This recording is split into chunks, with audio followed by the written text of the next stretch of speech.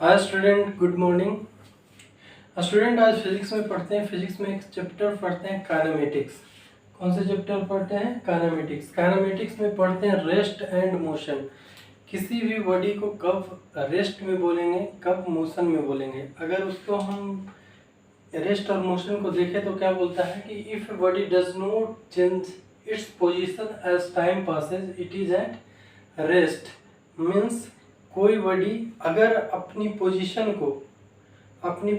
को चेंज नहीं करता हो, टाइम के साथ अपनी पोजीशन फिक्स रखता हो, तो उसे बोलेंगे कि बॉडी रेस्ट में है। If a body changes its position, अगर वो अपनी पोजीशन को चेंज करता है with time it is said to be in motion. जैसे मैं अगर कहूँ कि अपनी पोजीशन को मैं फिक्स हूँ, टाइम के साथ मैं चेंज नहीं कर रहा हूँ, मेरा मूवमेंट बंद है, तो वो बोलूँगा कि मैं रेस्ट में हूँ।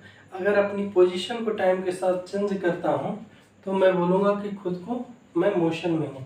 तो if a body changes its position with respect to time it is said to be rest. And if a body does not change its position with time it is said to be rest. And if a body change its position with time it is said to be in motion. तो rest और motion, जैसे आपके table पे किताब रखा हुआ है आपके सामने, उसका मूवमेंट नहीं है, तो हम बोलेंगे क्या? आप बोलिएगा कि बुक जो है वो रेस्ट में है। अगर आप ट्रेन पर हो और आपके फ्रेंड भी ट्रेन पे सामने में बैठे हुए हैं और ट्रेन जो है मोशन में है, आप बैठे हुए हैं, आपके सामने फ्रेंड बैठा हुआ है और ट्रेन मोशन में है, तो एक दूसरे के रिस्पेक्ट में आप बोलिएगा कि वो बैठा हुआ है तो रेस्ट में है, वो भी बोलेगा आपको कि रेस्ट में। लेकिन एक आपका फ्रेंड जो ट्रेन के बाहर है, ट्रेन मोशन में है, लेकिन बाहर से देख रहा है क्या ट्रेन मोशन में है और ट्रेन में आप बैठे हैं तो आप भी जा रहे हैं। अगर ट्रेन की स्पीड 40 किलोमीटर पर आवर है तो आपकी भी स्पीड 40 किलोमीटर पर आवर है, तो आपका फ्रेंड बताएगा कि आप भी 40 किलोमीटर पर आवर से मूव कर रहे हैं। तो ये तो कंट्राडिक्टरी हो गया।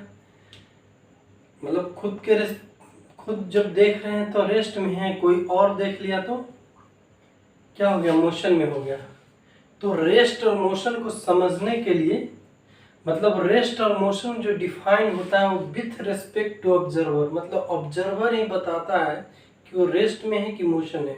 अगर ऑब्जर्वर का हटा दें तो रेस्ट और मोशन हम डिफाइन नहीं कर सकते हैं। तो we need observer to define. Observer के रिस्पेक्ट में कोई चीज़ रेस्ट में है और कोई चीज़ मोशन में है। आपके फ्रेंड के रिस्पेक्ट में अगर आप ट्रेन में मूव कर रहे हैं तो मोशन में है, लेकिन वही फ्रेंड जो ट्रेन के अंदर ही बैठा हुआ है तो उसके रिस्पेक्ट में आप रेस्ट में है। तो रेस्ट एंड मोशन क्या है? With respect to observer define करते हैं। और वैसे सिंपल वे में कहेंगे, कोई भी बॉडी अगर दूसरे ऑब्जर्वर के साथ टाइम के रिस्पेक्ट में रेस्ट में है, अपनी पोजीशन चेंज नहीं करता, तो उसे रेस्ट बोलेंगे। Okay, rest and motion. अब चलते हैं कि किसी बॉडी को अगर डिफाइन करना हो, उसकी एग्जैक्ट पोजीशन को बताना हो। जैसे कैमरे के अंदर बल्ब लगे हुए हैं तो बल्ब का एक पोजीशन होगा, लेकिन हम किसी पॉइंट के रिस्पेक्ट में ही ना बता पाएंगे कि वो कितना दूर है। मेरे रिस्पेक्ट में तो मैं खुद को फिक्स करूँगा। उसी तरीके से किसी भी पार्टिकल का या बॉडी का अगर एग्जैक्ट पोजीशन को डिफाइन करना होता है तो हम फ्रेम ऑफ रेफरेंस यूज करते हैं। To locate the position of particle we need a frame of reference. Frame of reference क्या होता है? फ्रेम ऑफ रेफरेंस होता है 3 mutually perpendicular axis. 3 mutually perpendicular axis, generally x by z axis लेते हैं। X axis, इसके perpendicular y axis और इस दोनों के परपेंडिकुलर जेड एक्सिस। अगर हम बोर्ड में देखें तो एक्स एक्सिस इसके परपेंडिकुलर मतलब 90 डिग्री का एंगल बना रहा हो एक्स एक्सिस के साथ वाई एक्सिस, तो हो गया वाई एक्सिस। और इस दोनों पे परपेंडिकुलर मतलब दोनों के साथ 90 डिग्री का एंगल बना रहा है तो जेड एक्सिस। तो जेड एक्सिस इधर होगा, लेकिन पेपर पे कैसे लिखेंगे, बोर्ड पे कैसे लिखेंगे, तो इस डायरेक्शन में लिखते हैं जेड एक्सिस। पॉइंट P है, पॉइंट P है जिसका कोऑर्डिनेट है x बाई जेड। तो x क्या है, y क्या है, z क्या है। इस पॉइंट P में x y z लिखने का मतलब है कि x जो है x एक्सिस पे, ये पार्टिकल ने कितना डिस्टेंस ट्रेवल किया x एक्सिस पे वो x बताता है। y जो है इस y एक्सिस पे कितना डिस्टेंस है वो y बताता है। z जो है z एक्सिस पे कितना डिस्टेंस ट्रेवल किया वो बताता है z। x y z मतलब x axis, y axis, z axis पे कितना, मतलब इस पॉइंट पे अगर हमें पहुंचना हो तो पहले x एक्सिस पे जाएंगे, फिर y एक्सिस पे जाएंगे, फिर z एक्सिस। पॉइंट तो यहाँ पे एक्चुअली में तो पॉइंट देखते हैं कैसे निकालते हैं। x है, x से क्या है, पॉइंट P से परपेंडिकुलर डालते हैं x एक्सिस पे। तो ऑरिजिन से जो डिस्टेंस है, यहाँ ऑरिजिन है x, जो डिस्टेंस होगा वो x होगा। उसी तरीके से पॉइंट P से y एक्सिस पे परपेंडिकुलर डालते हैं और ऑरिजिन से जो डिस्टेंस होगा वो y होगा। सेम सिमिलरली z एक्सिस है, पॉइंट P यहाँ पे कहीं होगा, उसके परपेंडिकुलर डालेंगे तो क्या बताएगा, z बताएगा, जो z एक्सिस पे होगा। तो इस तरीके से लिखें तो z एक्सिस यहाँ कहीं भी होगा, इस पे अगर हम परपेंडिकुलर डालें ऐसे तो यहाँ पे आएगा। तो हम z लिख देते हैं, z एक्सिस पर का डिस्टेंस।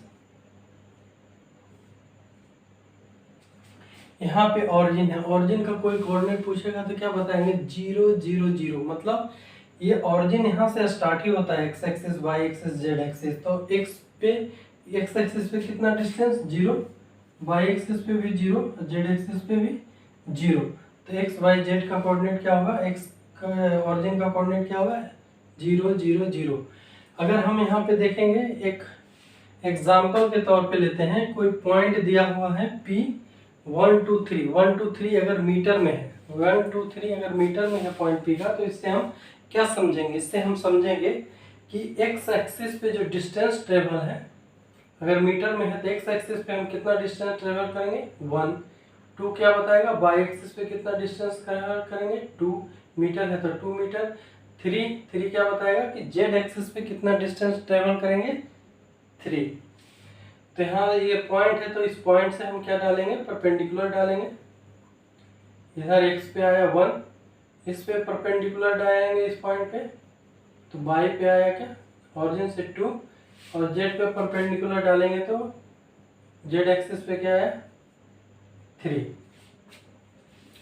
ये ऑरिजिन है तो इसका हम तो जानते हैं हम लोग कितना होता है, इसकी पोजीशन 0 0 0, मतलब x एक्सिस में 0 डिस्टेंस, y एक्सिस में 0 डिस्टेंस, z एक्सिस में 0 डिस्टेंस। अब दो पॉइंट है, इसकी हम डिस्टेंस OP निकाल सकते हैं, डिस्टेंस फार्मूला लगा करके। ये जो है यहाँ पे भी O से P OP निकाल सकते हैं, यहाँ पे भी OP निकाल सकते हैं। ओके।